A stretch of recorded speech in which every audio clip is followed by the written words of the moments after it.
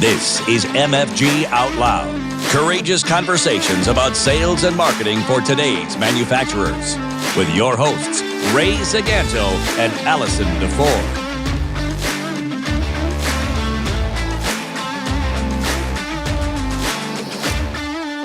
Ray and Allison here with you today.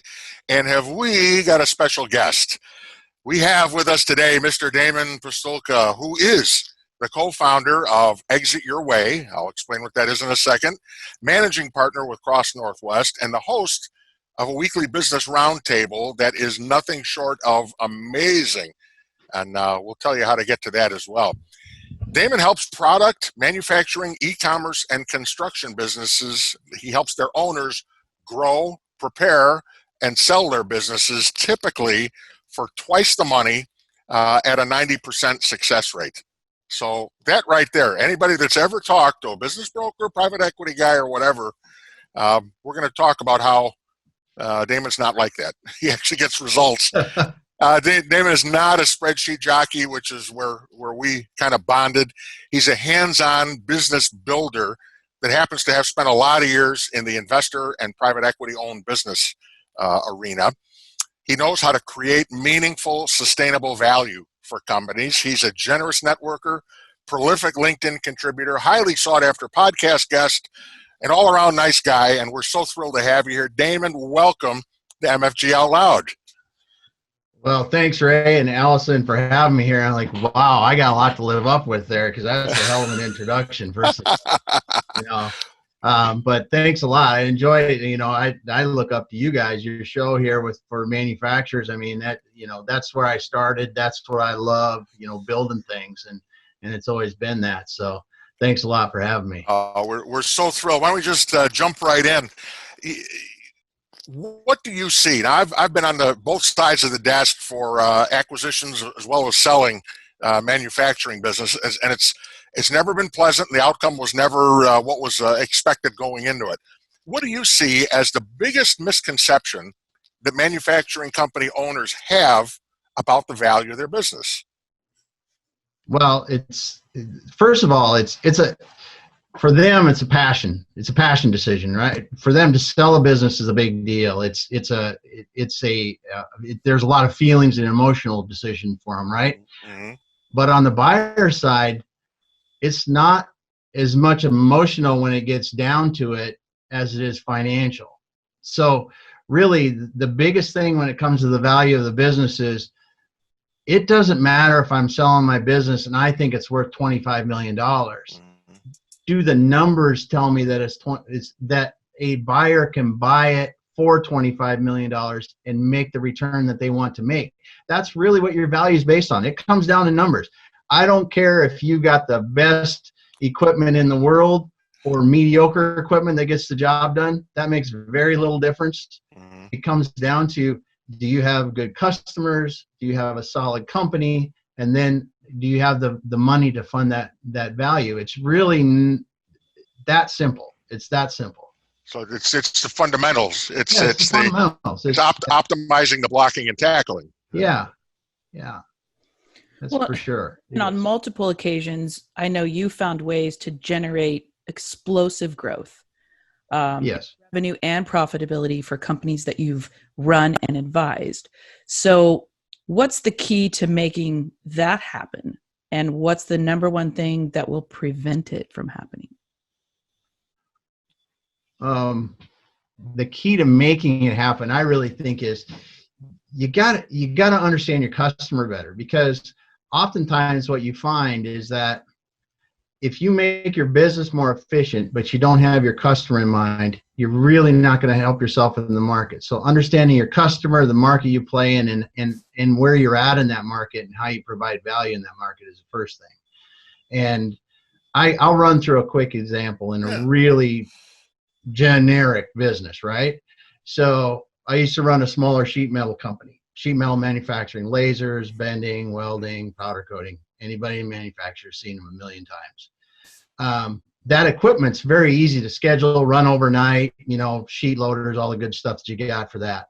And one of the things that we did in that business that created just explosive growth was we took our lead time from about 3 or 4 weeks if you're really busy, down to 5 days with most of our customers that were repeat customers, because we went back through our process and we said, hey, basically we've got all these customers about all this stuff, but it goes down into gauges of material, right? Thicknesses of material, types of material. Well, if I get stuff today and I have all my business processes lined up, I can program my stuff today. I can run it tonight. I can bend it, weld it, whatever I do in the next couple of days. It's out the door in 3 or 4 or 5 days, right? It's not a lot of time to get that stuff done if you get your processes.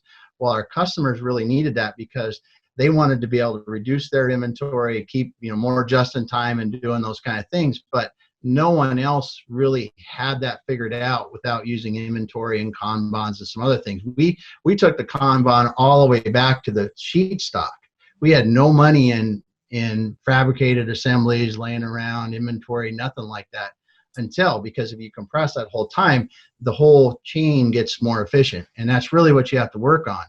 And, I've done it in product-based companies where you've got big assemblies and factories and stuff like that, where you work on the entire business process along with lean manufacturing, and you'll do things where you take, weeks out of your lead time, which if you're in an industry where your lead time is 6 weeks and you figure out how to do something in 2, which I truly believe that 50% reduction in lead time is something you can always do, unless you've done one of these exercises. You have a significant advantage over your competitors. And once your customers get used to that, like in the sheet metal example, your customers got used to 5-day lead time. That people don't usually do that in that kind of, at least at that time in that kind of industry. And that's where you do those things that the value is there, that your competitors are really hard. It's really hard for your competitors to do that. And it's also when you go out and you're quoting new work, your competitors don't know how to quote work like that. And you're like, yeah, I'll be 5 days. Or whatever that is. That gives you that advantage.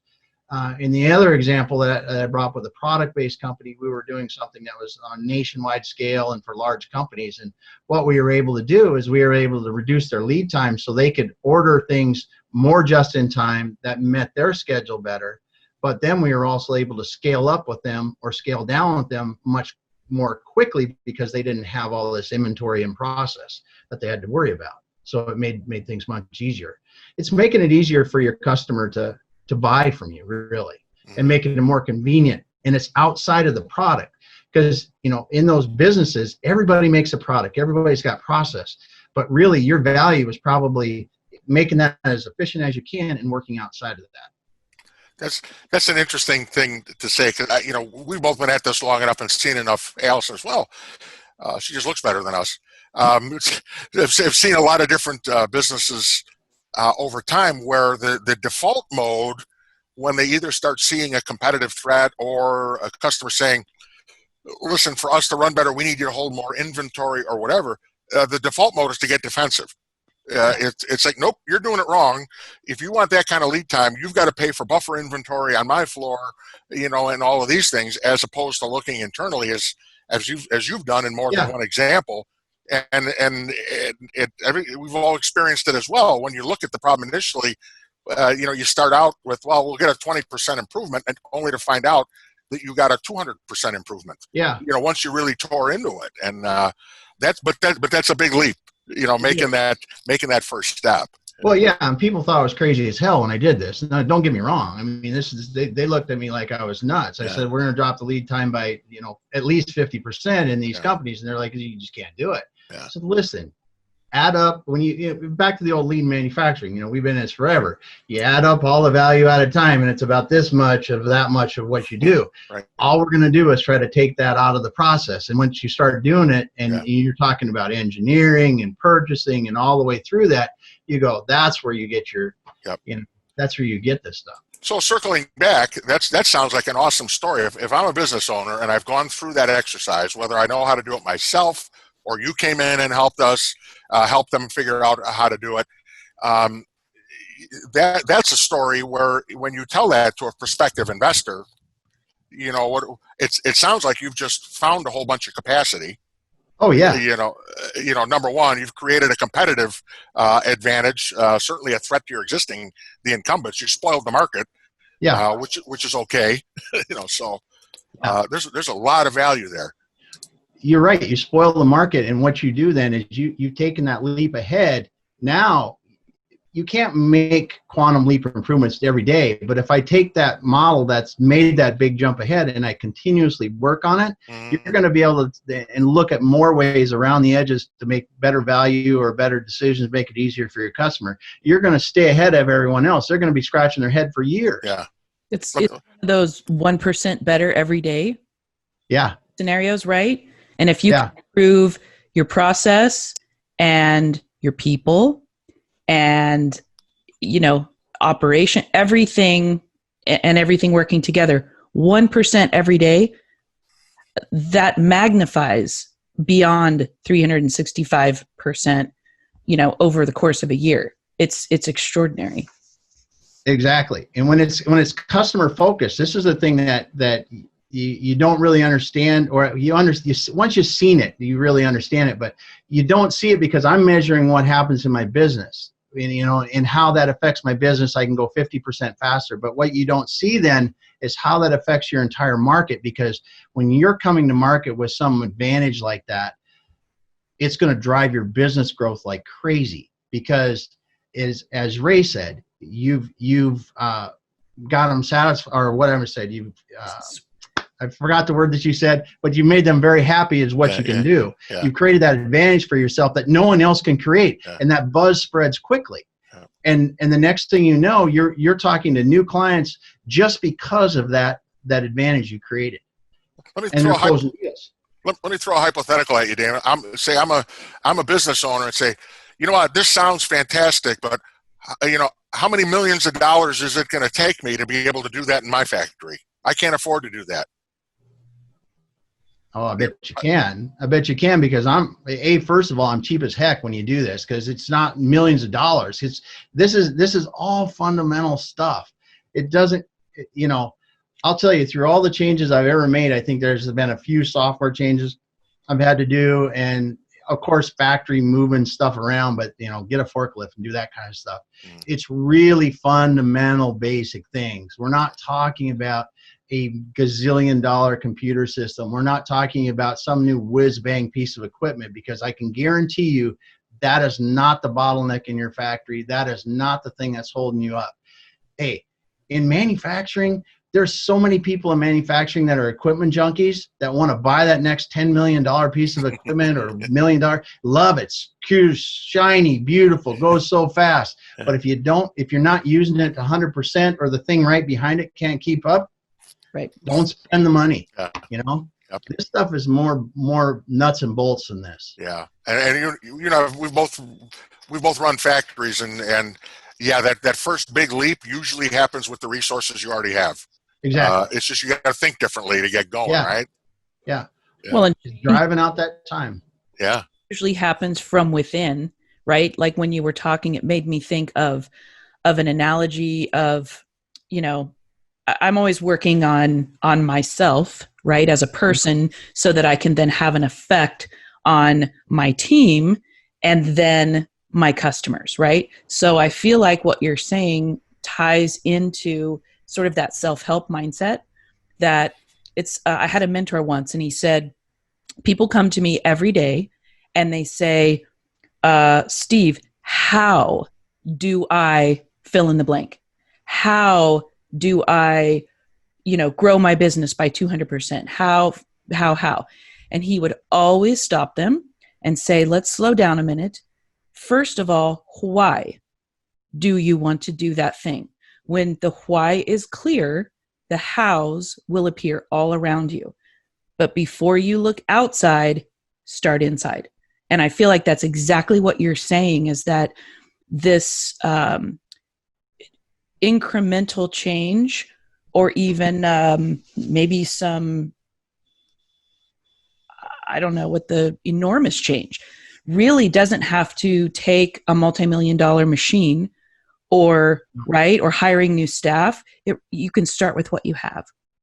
Exactly. You can start with what you have, because I'll guarantee when you look at any business, any process, the thing is in manufacturing plants, that's, people worked on lean manufacturing for years, and they've talked about it a little bit in business. But when you take an approach that starts with the customer contacting you and goes until they receive whatever you deliver, and look at how can I make that better from them from end to end, and look at every single step along the way, including getting your damn money, because that people forget about that.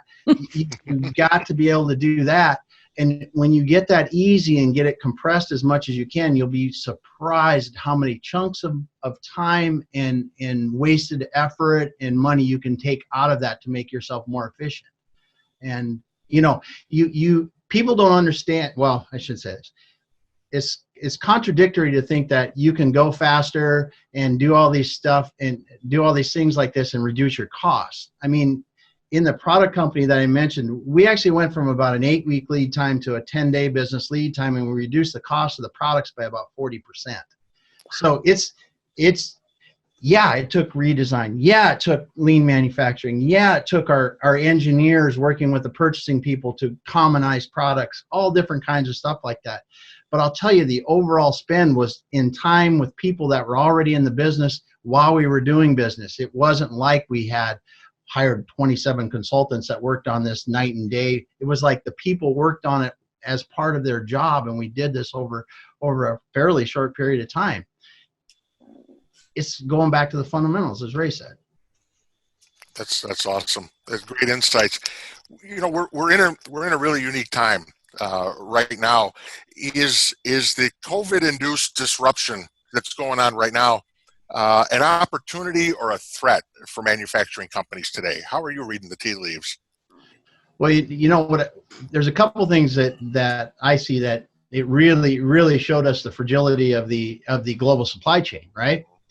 Because when it started, people that understand the supply chain and our dependence on offshore sourcing for a lot of our products didn't realize, the average consumer didn't realize what was coming, right? Because the fact that when the people in China were getting sick and they were shutting down factories there, we had about X amount of weeks before it hit us. The product didn't get here, right? Right. And I don't think they understood that. And when you go down to the store and you can't buy this or you can't get that, I mean, it showed up fairly quickly. Yeah. So I think that what it's going to do long term is, as a nation, or any nation in the world, it really has to think about, are we going to keep part of our capacity localized or more geographically centric? Because can we really afford to go that long without the medical products that we didn't have and the things like that you really need? The cool part about it is we saw excuse me, a lot of companies come together to really make a difference. Mm-hmm. So I think the localization is where it's going to come back. Yeah. I think there's going to be some of that. You have to be cost competitive, and what we didn't see behind the scenes are things like the masks and gowns and stuff that we couldn't get. They're driving that price down. As you go, okay, we go to this part of the world, we go to that part of the world, we go to that part of the world, just chasing that lowest cost. We can't do that for everything forever. Right. Because when you run into things that you absolutely need, that you have to be able to get them. Yeah. We weren't ready for it. Nope. That's true. How are you seeing in terms of either the businesses your clients or the people you talk to and interface with on LinkedIn? How are you seeing their responses? Are you seeing an uptick? Is an uptick in terms of innovation? Have people shaken off the oh, this is terrible, I'm going to wait till things get better? Are people kind of accepting and seeing this may be a new reality, so this is how we're going to roll? How are you seeing things out there? Undoubtedly, people have come to terms with this isn't going to just be the rainstorm that passes and it dries out and the sun comes back out. I mean, it's not that, and people are realizing that now. Yeah. I think there still are a lot of people, though, that I've talked to that are thinking that this is going to be something that there's going to go back to normal. And a lot of things cause us to think that. and some are emotional and some are factual, but it's not going to be the same. Yeah. And that's the thing that I hear. And the people that are embracing the new way of working from remote, remote to the fact that we're, they're may not be able to have all the people in the office all the time, or their product is no longer in demand. Right. You look at some of these things. I would hate to be in the commercial real estate industry right now, because I truly believe there's going to be a significant downturn in the amount of commercial real estate that's needed, because the ability to work remotely allows you to source your talent from different places. And I'm not talking about offshoring talent. I'm not talking about that kind of thing. I'm just talking about if you've got a business in Chicago and you can hire better people in Des Moines who are still in your same time zone, and they're more talented, you just don't have access to them sitting there in your office. Why not? Yeah. That's the thing that's so cool about this, is it proved that works. And I think that, but I think generally people have adapted. They're adapting to what they need to do. You look at the delivery companies and the manufacturing companies that I know that ran right through this. Right. I mean, they had a hell of a time keeping going, just because. What do you do? I mean, what do you do? What the heck do you do when you got 500 people rolling in every morning at 6 o'clock? Yeah. And if one or two of those people are sick, and you know how it is in manufacturing. I mean, some of these places, these meat packing plants, you're literally bumping elbows when you're working, right? Yeah. No wonder they had a hell of a time with it. Yeah, those lines aren't built for 6 foot spacing. Yeah. There's no social distancing on a meat packing line, I tell you that. and that's the thing that I'm amazed at. They've had to adapt all this stuff and come through it and figure these things out. Yeah. Even some of our distribution customers that I'll see them, a place will go down. They've had to learn how to reroute to another place for a couple of days until they get clean, start back up. There's all kinds of things that they're just learning how to adapt and overcome. How to do that That's again. cool. Yeah, it is.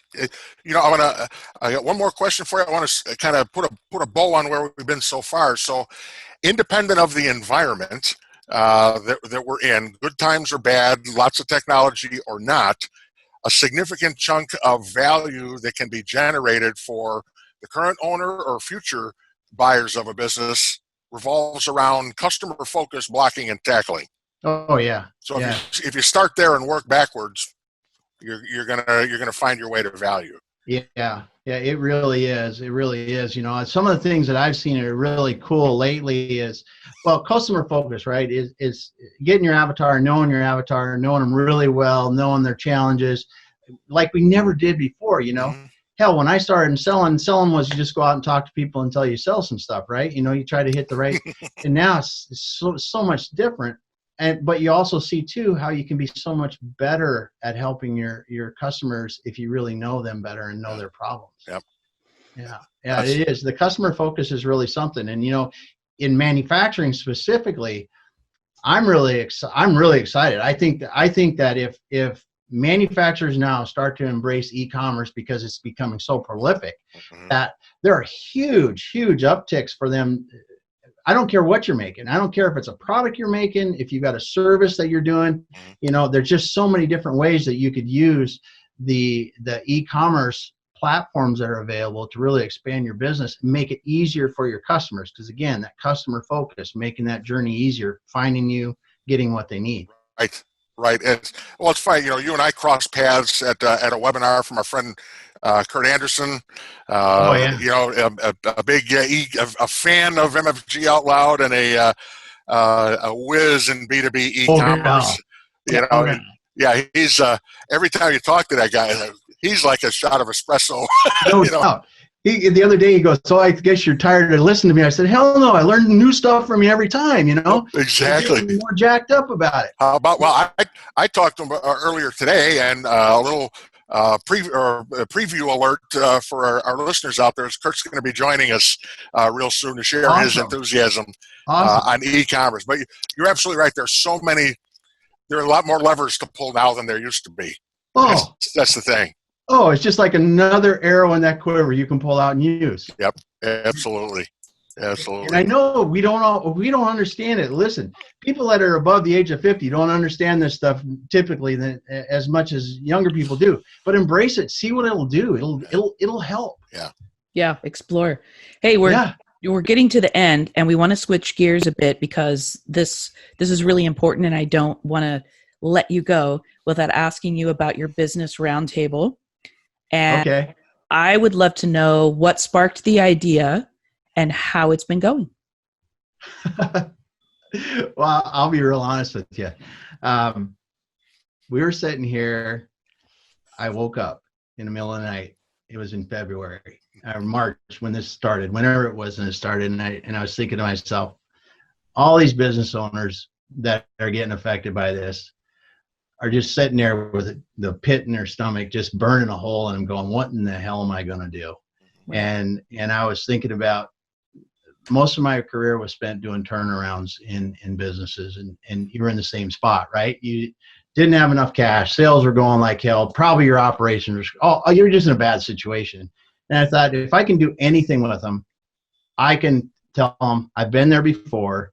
It's not going to be that bad, but one step or one foot in front of the other, and do your best, and you'll be okay. And we started talking to people. We started talking about cash flow. We started talking about get your PPP loan, do your stuff like that. Don't be afraid to cut everything that's non-essential. I know it hurts. I know it's going to affect, people you care dearly about, but do that. And it really just started from there. And then we started to get, I was like, well, there was 2 people, and there was 5 people. Then pretty soon there's 20, then there's 30. And then we're like, okay, now I feel pressure. I've got to get people that really know what the heck they're doing, talking about this, because I was just kind of hoping I could help a few people. And it's been a lot of fun with us, because now I actually, I like to solicit ideas from people, or I'll have people talk to me about ideas for the show, because, hey, we just want it to be a good place where people come share information. And for us, the Remo platform is really interesting, because it's remo.co. Is you come in, you have it's a 6-person at a table networking kind of thing in the beginning. We got 30 minutes before. We do a presentation, takes us about an hour, and we have panels and different things that go on, and a lot of interaction from the audience, and then a little bit of networking at the end. And I really like that, because it's more like going somewhere and doing a networking event, but you don't have to go anywhere, and we can't now. Yeah. But you can do it across the globe. I mean, we have people we had someone in there from South Africa. We've had people in the UK, and a lot of people from India in there every week. That's awesome. And it's just a lot of fun. And 2, for me, it gives me a reason to reach out and talk to people like you guys. I mean, and I'll go crazy too. I don't care. If someone tells me to go talk to the CEO of this company and see if they'll come and talk, I reach out to them. Yeah. I try to find their email, talk to them, and see what's going on. There you go. Because it's fun. And they've been great. The ones I've sat in on and heard, it's phenomenal content. So we're gonna put that in the show notes so everybody knows where to find you. And guarantee you we're gonna double your audience. But it's worth the time and effort to go check that out. That's been fun with it. That's awesome. Well, listen, I think we're at a point we got to wrap up. Yeah. We're going to include the links to Damon in the show notes. And if you can't wait for that, you can find Damon on LinkedIn. Check out his website at exityourway.us.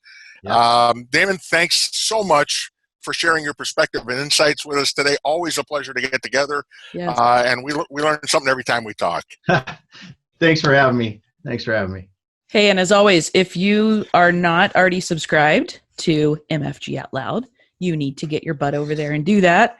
And share caring. So tell a colleague to come over here and get real already and join our courageous conversation. And as always, we want to say thank you for listening. Thank you for being part of this. Damon, we can't thank you enough. It's been a treat. And hey, everybody listening, keep manufacturing out loud. We need you. Until next time. Thank you for listening to MFG Out Loud with Ray Zaganto and Allison DeFore. You can subscribe and find show notes at mfgoutloud.com.